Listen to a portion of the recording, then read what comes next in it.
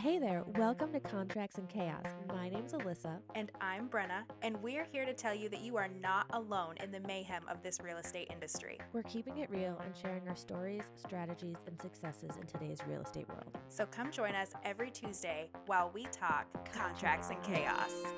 All right, so this week we are talking about home upgrades and whether or not they're worth it when trying to sell your house. Are you going to get back the cost or more? Like, is this going to add value to your house? And today we're picking items that we don't think will, that we would say, hey, at this point, not worth it. So, Brenna. And it's going to be fun because we're going to go through this list and we're probably going to have differing opinions, which is why we do this. We aren't always exactly the same. We do have different opinions on things, but I just feel like there's a huge misconception out there that somebody's like, oh my gosh, if I tear out my bathroom and put in 4 shower heads in my shower and a bath in my shower, and like, you're going to get millions of dollars out of that. And in some cases, maybe, but in your $250,000, 1,300 square foot house, no. No. Mm-mm. Nope. So That's exactly what I was going to say. It was like something like that completely depends on the house. If you've redone the rest of the house and that bathroom is still 1970, then I'd be on the fence about it. But like you said, if it's a 1,300 square foot house that we're going to sell for $250,000, $300,000, and the only thing you've done is that bathroom, yep. No, not going to happen. Sorry, bud. That's not like, right. All right. So the first one we have luxury kitchen upgrades. So I guess okay. So what do you I was gonna think? say first, like define. Right. I was just gonna say what. What do you consider a luxury kitchen upgrade? Uh, well, one that I really want, but my husband says is luxury, is like that thing behind the stove that pull like the water thing that you Okay. can The fill pot up the filler. pot on the stove. The pot filler. Okay, so Brenna, here's my argument because I used to really want one of those too. Okay. You still have to empty the pot. So unless you're going to I put a know. sink next to it, what's the point? Or the sink is directly behind you, so all you have to do is turn and dump. But still, all you have to do is fill and turn. You get what I'm saying? Yep. But I will Yeah. say, I do think that from a visual standpoint, they bring a kitchen up a level. Because people are like, oh, like they ran another water line. Like they have water right there. Yeah, they look nice. Another thing, and actually my sister-in-law had this in the house that they designed and built a few years ago, was a dual island. So we had a prep island and then like the company island, which Oh. I was obsessed with. So your prep island was right where you would imagine an island to normally be. It was right on the other side of the stove, so you can like cut. It had a little sink for prepping your vegetables, all of that stuff. All your cooking stuff was right there. And then beyond it, they were perfectly lined up, but the one beyond it was the big, wide stools underneath it. Also had a huge counter, had dual dishwashers, like Ooh. cheap bougie dual dishwashers, which is super cool. But like all of those upgrades are things that when I sold that house for her, they were like, "Oh, we love it, but like, do we need it?" Right. You know what I mean? Like those, and that's I think what most of these upgrades we're gonna talk about. Like people love to see stuff on like HGTV and things, but they're like, on a day to day basis, like, do we need that? Right. Like, am I willing to pay more for that? Exactly. I showed a house that was on some acreage, and it was a great house, and it had the dual. It's not Viking refrigerators. What are they? Did the deep freeze one? I can't think of the name of them right now. But it was like it wasn't a modular house, but it kind of looked like one, and the rest of the house was basic, and we were like, "Well, that's random." Like, Yeah, it's like one of those kids' activity books. Like, what's the thing that doesn't belong? Right, and that was exactly like my clients were like, "Well, that's really cool, but it's not adding value to this house." So those are things I think of, like, again, and especially if you're not doing the entire kitchen. If all you're doing is one of those things, you may have spent $5,000 to have the water line run. I'm gonna sneeze. Oh, come on. You may have spent Bless five you. grand, thank you, to have the water line run and have the pot filler put in, and hopefully you had a plumber do it, so it's done Hmm. correctly. But you're not going to get 5 grand or whatever it cost back out of it. Like, that's just not how that works. Um, Nope. so like, if you've done the whole thing, if it's like a modern functioning kitchen and like there's been other updates in the house, yes, it could yield some value. But if it stands out and it doesn't like align with the style or the rest Hmm. of the upgrade level of that house, it's not Or going to add honestly, a even ton of value. the neighborhood, or you know what I mean? Because I've seen updates and flip houses that they've like gone. It's a beautiful house, but it is not what is happening in the neighborhood. Right. You have to. It's tricky because again, and we're in a market where I don't know what's your average price point, because mine is like 300,000 for I what would I sell say on average. like my average sales point right now is about 415, but I have some outliers in there for my value. I'm anywhere Hmm. between actually, now I think about it, I'm looking at my board right now. Anywhere between 250 to 700. Like where Hmm. I am, there's this great that there's no middle point for me. Like there's just this great swing either way. So, Yeah.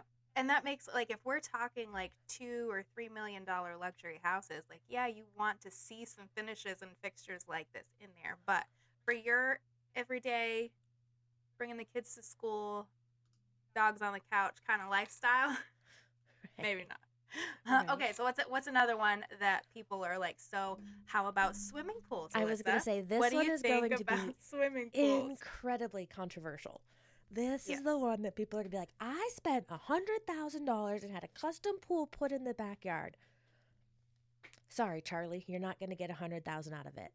I Uh-uh. actually have a potential listing coming up.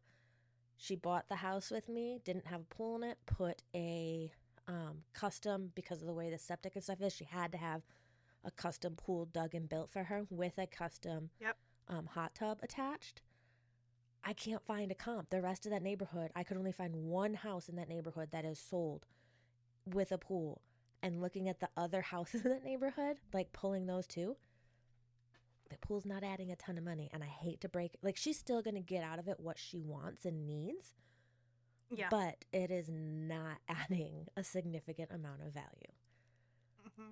And every time you say the word like custom, right? Like the minute you start doing like custom this and custom that, like you're not getting the extra price of that custom back. Right. You know, if it was like a drop and play kind of pool, drop in insert that you can get from any pool installation company ever, you're still not going to get all your money back. And it's such a hit or miss item, which is so funny because my kids would be like, "Oh, heck yeah, pool." But I feel like for a lot of adults, like it's a lot of work. Do you know how hard it is to keep a pool clean? So, And I am an anxious little bean. At like we had an above ground pool, and which we'll talk about this in a second too, because I had a listing that they had an above ground pool and they wanted, like, they're like, oh well, we have the above ground pool, so you have to add the $3,500 for that pool onto like the cost of the house. Like, here's what I'm telling you to list it at, and they're like, okay, plus 3,500 because of the pool. That above ground pool gets you zero. zilch, Zilch. zero, nothing, Yeah. No, absolutely sorry. nothing. Um, anyways, we had an above ground pool for a couple of years because like the kids are little fish, they love it. But like, gosh, the horror stories about like kids just drowning in pools, like, so it's very hit or miss. You've got people that want a pool and people that don't. Right. Like, I grew up with a single mom, and when we sold the house after the divorce, she wanted a pool because for her, she was like, now I don't have to drive you to the public pool in town. It's right here. Hmm. Now I know your friends are coming to our house. Like, I don't Right. have to have you running around. Because we were in like a town where, people kind of lived 15, 20 minutes away. There wasn't like a central place. And the public pool, it was great, but it wasn't like great.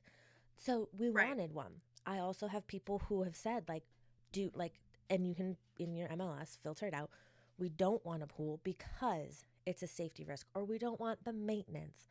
Like my sister, Or the insurance. Your insurance rate goes up hugely if you have a pool. right, and like my sister, one of her houses happened to come with a pool.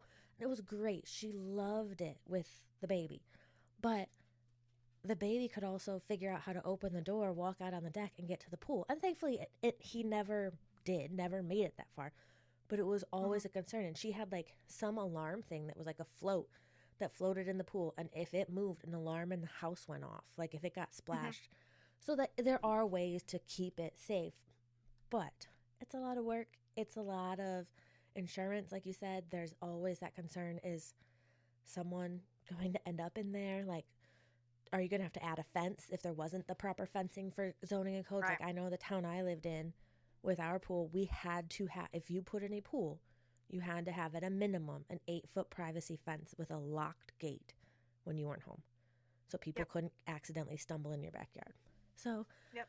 I just think you just don't get for the cost of what they are. Now, if you want one and you're like, Alyssa, we're not going to sell our house for 5 years and we want a pool, then by all Get a means, pool. make the house what you Mhm. want to live in.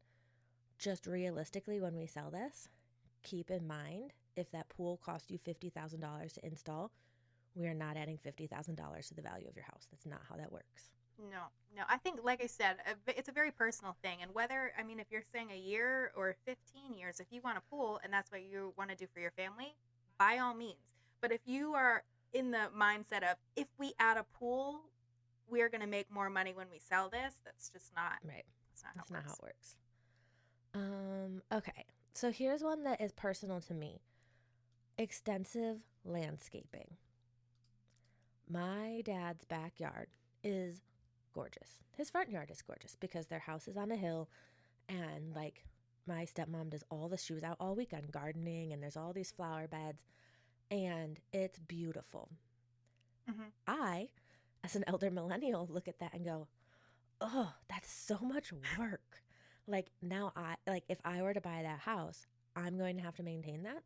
I'm going to have to go to the orchard every year and get truckloads of mulch and all these plants, and not worth it to me. So Hmm. again, I think this is one of those things, again, like this is her hobby. She loves it. They're not going to sell this. They've been in this house for 20 years. They're not going to sell it for a very long time. It makes her happy. But unless you are the Biltmore who has like gardens, I don't see extensive landscaping, especially if it's something that requires a lot of maintenance Hmm. to add value. Now, there is one part of this where, or one version of this where I think it could potentially, is if like you live in a neighborhood that for some reason won't allow fences, Hmm. but you want a privacy barrier and you plant those like tall, skinny pine trees that look like they Yep. came right out of like a Greco Roman play.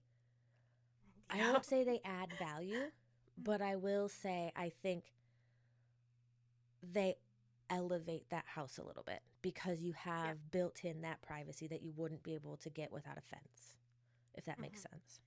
And now, when we're talking like extensive landscaping, because there is a huge misconception, I think, about like curb appeal, right? I have the blackest thumb. I literally can't keep anything alive.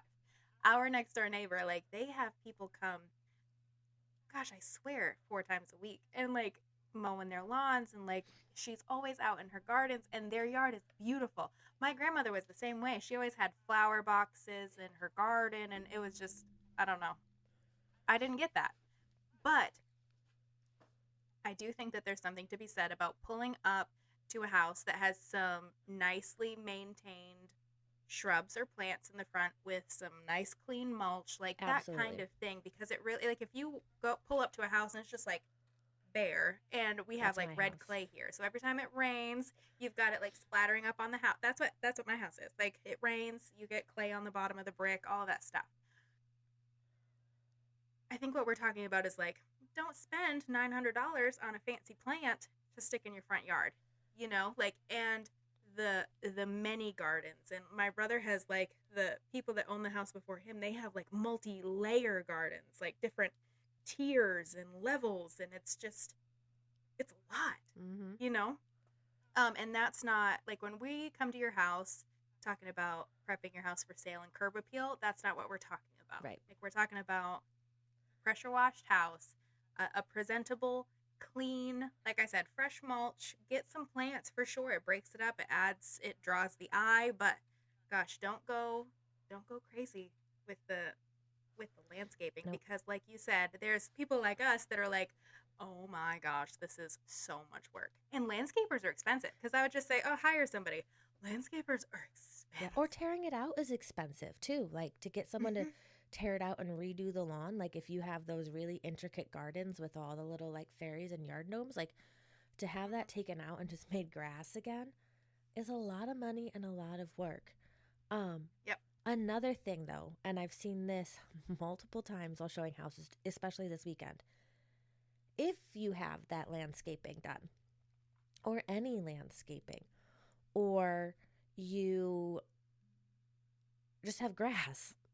It, I was gonna say, I can't wait to see where this is going. well, you saw my story with the for sale sign where the grass was higher than the sign and the sign was missing. Mm-hmm. Yeah. One, that agent, I almost said something really, but that agent sucks. You don't even know your sign's missing? Come on now. Two, they haven't, and maybe they have told their client, hey, you need to get this lawn mowed. But guys, this was a for sale sign, one of the like H frame ones, and the grass was taller than the sign. The sign was facing the wrong way, in my opinion, because no one's going to see that sign driving by. And the sign was empty, it was just the frame. And so I gave that feedback on the house. I was like, no, like my client didn't even want to go in. He was like, no, this yard is going to be full of rodents. I don't want to have to take care of it. We saw another one where it was very obvious they had had like a vegetable garden or something. And Mm-hmm. because they had moved, both of these houses vacant, obviously, because they had moved out, they stopped taking care of it. Well, we've had some Mm-hmm. horrible storms lately. These vegetable Yep. gardens had kind of looked like they just blew up in the backyard. Like the walls of the garden were falling down. There was dirt, there was weeds, and we were like, first time homeowner again, he's going to have to clean that up when he moves it. Now, that's actually his number one house because of the house and the potential for that Mm-hmm. backyard. But it was a thing we discussed. So if you're not living there, you need to still be maintaining whatever that landscaping or that yard is. Like one of my sellers a couple weeks ago, during the appraisal, I went over the day before to drop off the appraisal packet because I was going to have a scheduling conflict.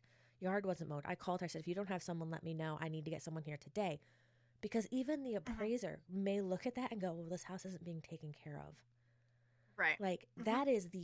that front lawn is the first impression. So whether you are landscaping it or not, it needs to look kept. Maintained. Yeah. Maintained, presentable, Yeah, at a minimum, trumps extensive. just have someone mow and trim at a minimum. And like I went on a listing appointment yesterday and they were moving out and we're going to list it once they're out because they have kids and they don't want to deal with it. And before I could even say it, he said, hey, I know there's some bald patches in the backyard. I'm going to put seed down before we leave. And I'm leaving Mm-hmm. because they're moving like 2 hours away. He was like, and I'm going to leave the mower so that I can just swing by and mow it or call a friend and have them swing by and mow it once a week while this is on the market. And I Yep. praised him. I was like, thank you. Because so many people would be like, well, we're gone. Why would we take care of it? That's the buyer's issue. And I'm like, no, like that It's not right. kills your curb appeal. Mm-hmm. It really does. And it's not, that's something too, like, I mean, I have a lot of vacant listings that and my sellers are usually great. Oh, I'm going to run by and swing the yard and swing the yard, mow the yard. And like, especially this time of year, honest to goodness, you could cut the grass twice a week and it would still be tall. Especially like where we've had so much rain recently. I didn't Yes. get to mow it last week. And this week I'm like, gosh, it's like it's not up to my knees, but I'm like, it's really tall. Ellie's like, it's rubbing her belly, and I'm Oh, like, oh, she don't like to go outside now because she's like, oh, I'm in the jungle. right. But She's just so like, young. yeah, like you said, maintained, freshly kept, that kind of thing. That trumps extensive Yes. every day of the week. Every Absolutely. day of the week. Absolutely. All right, let's talk. I'm curious to see what you're gonna think about my next one. Okay. You ready? Mm-hmm. A home office. Ooh. So we went through this thing, right, in 2020 when suddenly a home office was like on everybody's wish list because we were all working from home. We were all sharing the kitchen table. The kids were doing schoolwork on the couch. Like, a home office was like, yes, it was in the top five. Yep. How do we feel about that now? I feel like there has been a shift. I feel as though obviously not everyone's going back to offices, but a lot of people have. Um, Mm-hmm. I think it's more valuable if it's kind of a flex space. So, because, and here's, this is, now you're going to laugh because I did the opposite in my house. But if I ever sell this, the office will be converted back into a bedroom. So I have a 2 bedroom, 2 bath house. And when I switched into this role and started working from home, I was sitting in my kitchen island and I was hunched over and I was uncomfortable and I was going to the chiropractor once a week. And I finally just said, this is ridiculous. So, because my second bedroom was set up as a guest room. And I called my family and I just did a poll and I said, would you be offended if I convert that second bedroom into a full time office? And when you come visit, I'll put an air mattress in there for me and you guys can have my bedroom because it has a big queen size Mm-hmm. bed. Everyone was like, no, that's fine. Like, no, I also like may have said because you never come visit me because I don't have children, but like I needed it. I work from home full time. This is something I need. But if I Mm-hmm. were to sell this, I would take it out and restage it as a bedroom because Yep. more people are going to want a bedroom more than an office. I think if you can, Mm-hmm. like the client I was shopping with this week, we are looking at 3 bedrooms. He does work from home, but he's like, I don't want this room to be just an office. And I was like, well, let's Yep. look at Murphy beds, see if that would work. So when you do have guests, it converts. But when you don't, it doesn't, if you're on a Zoom call, it doesn't feel like you're working in a bedroom. So I They've got think a some flex, super cool Murphy right, yes. beds And there right are now. some Like super you. cool ones out there these days. Um, but I think a flex space or an extra bedroom that can be used for different things more than just a dedicated office. I do think there is a price point where that changes. Mm-hmm. I think if you're looking for um, Richard Gilmore's house, and if you watch the Gilmore Girls, you understand this reference. If you're at that price point, like a Yeah. million plus, and that I can't even put a dollar amount on it because $1 million in LA is still going to be a normal house here.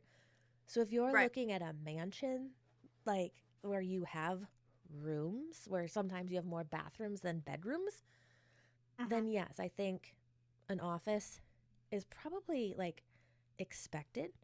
Um, Mm-hmm. and it may add value there. But if we're looking at the normal, regular single family house, I don't think a dedicated office is as important these days.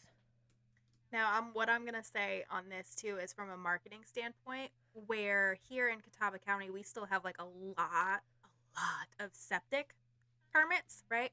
So if you run into a situation like you've got so many bedrooms in this house, but you can't advertise it as a 4 bedroom or a 5 bedroom or however many bedrooms, and the septic is 4.3, I would suggest if you're staging or doing virtual staging or advertising 3 bedrooms and a home office. Right. You know what I mean? Like that kind of thing. Because we can't say we can't say that it's 4 bedrooms if the septic's for only three. And we can say that there's, like you said, a flex space, a bonus room, an office. And I just feel like if you add the word office in there, that it helps. It elevates that space more than just a bonus room. Right. You know what I mean? Because people connect different things with the word home office. Then a bonus space is like where the kids hang out because they're driving me nuts. Right. A home office is where, like, oh wow, that's my space. That's, I can get some work done and get, do productive things there. I don't know. It's just for me, I do, if I have the opportunity in that instance, I always push it as a home office Yes. over a bonus room. And I think that kind of brings us into the next one, Okay. room conversions. So, like, I had Are buyers. you I'm, are you about to hate on like a carport turned into a sunroom? I'm not going to hate on it, but I'm going to tell you it won't add value. So like I had clients who bought a lake house and loved everything about it, but the closet wasn't big enough. But there was a bedroom Mm-hmm. next to the primary, and I pointed out, I was like, why don't you just bust a door in there, turn this like into a one giant master suite instead of or primary suite instead of the primary suite, and what we uh, are assuming was used as an office because it had like the glass door, not a door. I said, take this Mm-hmm. door out, put a door on the other wall, open this up into a larger primary so you could build a larger closet. She instantly Yep. went and said, well, that whole room could be a closet. And I was like, oh, they're going to live there forever. This is the house. This house was the retirement plan. Totally get it. Well, then that's perfect. Right. But in general, if you take a bedroom and turn it Mm-hmm. into a closet, um, Mm-hmm. or a kitchen, Carrie Bradshaw did that on one of the Sex and the City movies, like busted out a room and made an entire closet. Now that's a different price point, different city, but Mm-hmm. it's not necessarily going to add a bunch of value. It may even take away because a family that needed another bedroom is going to pass your house up because they're like, we don't need a giant closet. We need a bedroom for the baby. Mm-hmm. Yeah, So, and that's where like room conversions, as far as and here too, I feel like we see a lot of like those brick carports. Like it's not the ones that you buy at Lowe's and right, pop up. They're metal, like they're like built-in carports. And then you'll see listing pictures where the driveway just like runs into the house. right, And you're like, oh, I know what this was. right, But in that instance, there are a lot of times that I see that it really did increase the value of the house because we went from 1,000 square feet to now 1,350 or 1,400 square feet. And if you like get it permitted and you do it all right and it doesn't feel disjointed, because I've seen some that I'm like, oh yeah, no, we're walking into the garage right, right now, the old carport. There are some like you if you didn't know, you wouldn't be able to tell, right. you know? Like my aunt. And in Oh, go ahead. I was just gonna say, and in that instance, if you're in a community that can support the extra 400 square feet or something along like that, is going to increase your value. Is it going to give you a return on your money? Because quite frankly, like that conversion from a carport into a heated living area is pretty pricey. Right, You know, are you going to make money on that? Maybe not, but you're going to get that money back out. right. Yeah, you just have to be careful with that. Like, especially if you're taking away a bedroom. If you're taking away a bedroom or a flex space or an office to build, especially a closet, like, Because you're just gonna alienate's a good word, I think, to buyers that like now that won't work for them right, because they needed that bedroom. right, Having it able to like you said, like you can throw a air mattress in your office and sleep in there, that's fine. But because you're home all the time and you're not having guests all of the time, right now you have your separate spaces. And on those weird days that your stepdad just arrives from home, yep, we can make it work, you know? But making like a huge change, if you were to be like, you know what, I really just want like a really big bathroom. So now my second bedroom is a bathroom and I'm expanding my kitchen to where my old bathroom was. Like that doesn't work mm-mm, for a lot of people. So I wouldn't do that. no. Here's one that I am not doing, but I could accidentally do with my house. I am going, Wait, how do you accidentally upgrade your house? well, not accidentally upgrade, but accidentally over upgrade or do something that wouldn't Oh, add as much value as I think. Um, okay. Okay, I got you. I hate my shower in my primary bathroom to the point where I've now started showering in my guest bathroom. My primary is one of those showers that looks like the tube at the bank, is the best way I can describe it. Like it's in a corner and it has that rounded door. And it's just small and I hate it. And I'm like, there were so many Yeah. other options. The people who redid this house just took the easy, less expensive way out. Well, I Mm-hmm. was at an open house for some new townhouses in Plaza Midwood last week. And all of their showers, it's just the bathroom tile floor goes Mm-hmm. straight into the shower. There's no, Yes. and I was like, that's it. That's what we're going to do here. Now, I think that still does not over upgrade my bathroom because I'm actually No. maximizing the space in there because there's so much wasted space in this bathroom right now. And Yep. but if I tried to do the giant shower with the bathtub in it, that wouldn't make sense in this house. Like I wouldn't get that Right. money back because people are gonna be like, "What is going on here?" Like she Mhm. used all that space for a tub in a 1,000 square foot mill house. But Listen, I'd do it. That was one of the biggest things when we moved down here. I was like, I just want a tub. I want a tub. Like growing up, we had a really tiny, gross little bathtub that I hated, and like the house that Travis and I lived in when we first had the kids, we had just a stand-up shower, just like yours, like the round, like yeah, it was so small. And when my kids were too big to take a little bath in the sink, we put their baby tub in the bottom of the shower.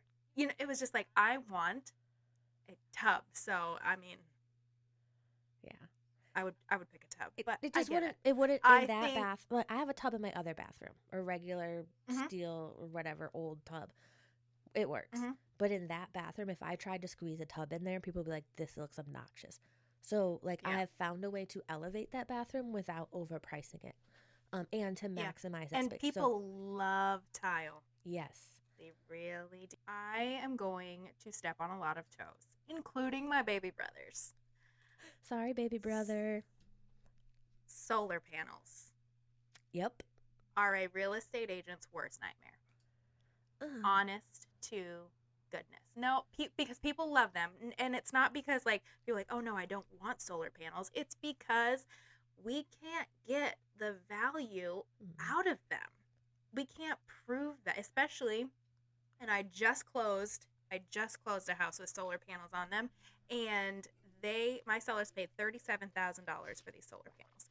They were not paid off, and they I feel like most solar panels come with an assumable loan, right? So they're like, oh, that's only 3% interest. Like they could just add them on top of the house. And I'm like, when we were at the listing appointment, I said, no, like that's not going to happen in a lot of cases because you would then be appealing to a buyer who was way over pre-approved for this house because now that's another monthly payment that has to get yep. factored into their pre-approval amount, which if they were able to afford 350,000, now with that $280 a month additional loan factored in, now maybe they're only approved for 310 or 315. You know what I mean? Like that's how much that can be affected. The other option is to hope that we can push the appraisal high enough that you pay off the solar panels at closing, Right. right? And they were like, well, we paid $37,000 for them. The appraisal's going to say that they're worth $37,000. And I'm like, no, no. And actually, that appraisal did not have, like, the line item for the solar panels was like, not very much. Mm-mm. Not very much at all. So if we hadn't been able to show the value and the updates of the things that they had done, and we'll talk about this in another episode, things that don't necessarily cost a huge amount of money but do add value to your house. If we hadn't been able to like show and prove those numbers, because they bought the house like just over 2 years ago, so we're not talking about a huge amount of money, but to make up and cover what they paid for those solar panels and still get what they needed to have at the end of the day to move back home to Florida, it's just hard because yikes. Mm-hmm. What happens if the appraisal comes? I mean, ultimately you have to either negotiate or figure out what to do at that point, but solar panels are such a huge expense, which I didn't even realize that they are as expensive as they are. Right. And it's another monthly payment to save, I mean, ultimately down the road. I understand I understand the excitement of not having to pay an electricity bill, but it's a long ways off if you're paying $37,000 for these panels. You know what I mean? Yep. Yep. And I think, I mean, they're great, and there are like grants, so they don't cost as much, but you're not gonna get even if you didn't pay for them. Like I know Duke Energy's offering grants or something that you're not gonna get money. You're not gonna get the value back out of them. Now here's another one that I think a lot of people are gonna think is controversial, Okay. and this is our last one, I think, isn't it? I think so. Home theaters. come on, Alyssa. I want some cozy chairs. I want the popcorn machine. I want the pull down, like, screen, the surround speakers. Okay, so I'll give you some of that. I'll give you some of it. Okay. If you have like a bonus room that is flexible, that you do have the screen that will come down and go up and be out of the way when you're not using it. And you have the projector mounted on the ceiling. And this is really hard for me because this used to be my side hustle, guys. I used to install these for people back in the day. I'm not going to say that's going to add value. What I'm going to say is you need to keep that space flexible. Now, if it is a completely separate room that was initially designed to be a home theater on your little McMansion house, I was at a house a couple weeks ago. It's beautiful, $1.5 million, which is not a lot in this area, but it would be considered luxury. In the basement, the walkout basement to the pool out back, they had an entire guest suite with a second laundry space. They had a TV room. There was a full kitchen down there, a game room off to the side, and then behind you was a theater room. Yeah, check. Adds value. It was built and designed that way in the house. If you just took your bonus room, or I've seen some people like finish an attic and call it a theater, probably not going to add value. They're also expensive. They're like, to do this well is not a cheap investment. Like, if you're going to go with the full theater seats and all those things, and I just think overall in general, for a regular single family house, most buyers are going to want more of a flex space or an extra bedroom than they are a dedicated theater room with, no offense, your cheesy wall graphics to try and make it look like a theater. That's just as bad as Live, Laugh, Love. Don't do it. Don't put those vinyl things on your wall. It's just, again, like, yeah, a home theater is nice, but that's not the priority for a majority of people, in my opinion. Right. And these things are all these things that we talked about today. Like we said, if you want a pool, great, get a pool. If you want a home theater, great, get a pool. Don't do these things in the mindset of like, I'm going to do this and then sell my house and I'm going to make more money because of it. Right, exactly. That's just not how that's going to work. A home theater, listen, it looks really cool in listing pictures. I'm not going to lie. Like, I've seen some that I'm like, oh, they did that really well. Right. But you're not getting more money in your pocket because of it. Right. It's one of those things we would love for you to get your investment out of it, but it's not going to make you make more money at the end of the day. So that's why I think in the next couple episodes, we are going to do one that's going to be more focused on what are the things that you can do that are smallish, that will change how your house is presented, that will help you increase your value, that will drive more traffic, and ultimately should net you more. Right. And I think, at the end of the day. Do you want to do some quick tips right now? Like 2 or 3, hey, this is, if you're going to list your house right now in the next 2 weeks and you need to do something to freshen it up, what would be your number one thing? What would you tell people to do? Paint. Yes. Number 1, fresh paint. Fixture upgrade. And 3, this isn't even an upgrade, but make sure all of your freaking light bulbs match and are on and are in your light fixtures. Yes, that's exactly. Mine would be paint, or at a minimum, you need to go through and get the scuff marks off the wall, like buy yourself a magic eraser and some Lysol. I would say, yes, if you have boob lights in your house, swap them. It's not super expensive, but it does give it that upgrade. And I would also say, if you have carpet, have it professionally cleaned. Bring that back to life, especially if you've had kids and pets in that house. Get that carpet professional, and your furniture. If you're living in it, have everything that's upholstered professionally cleaned, because you may not realize it, but it's trapping a bunch of smells, and it just become normal for you and not that your house is dirty, but everyone's house has its own distinct scent. Get that shit cleaned. Those would be my 3. Yeah, honestly, just have your house like deep cleaned before you Yep, go it'll be on the worth market. it. You know what I mean? Whether you're living there or you moved out, like you don't realize like what's underneath that refrigerator since you haven't pulled it out in 2 months. You know, like. Exactly. But yeah, Exactly. fixtures and even like light fixtures, kitchen knobs, like that's you can buy like a 50 pack of knobs on Amazon because we just did a flip house. I know that. And change out those knobs, and you can go from a brush nickel to a gold or a black, and it changes the look of the space. Yep. It really does, and it's a cheap upgrade. It's gonna show really well in the pictures, and people are gonna say, "Oh, look, it's updated." It cost you $50, but buyers, when a buyer's going in, and I tell sellers this too, if a buyer goes in and sees a problem area that they are like, oh wow, that orange wall in the kitchen has to go. Yep. Is it going to cost them $1,200 to get it done? No. But is that what they think? Yeah. Right. Any problem that can be fixed, they're thinking probably 3 or 4 times the amount of time, money, and effort than it would actually take to just get it done in the first place and eliminate that whole problem. Yep. Absolutely. Absolutely agree with you on that one. All right, guys. Well, that is things not to expect to get value out of. We would love it if you would share this episode with your clients too. This one is definitely very client facing. We gave you a bunch of advice to give to them, but if you want them to listen and say, hey, you want a second opinion? Shoot them this episode. We would love to have them listen. And otherwise, we will see you next week. Bye, guys. We just finished another episode of Contracts and Chaos, but believe me, the chaos does not stop here. So check out the show notes for our email address and where to follow us on socials, and we will see you next week.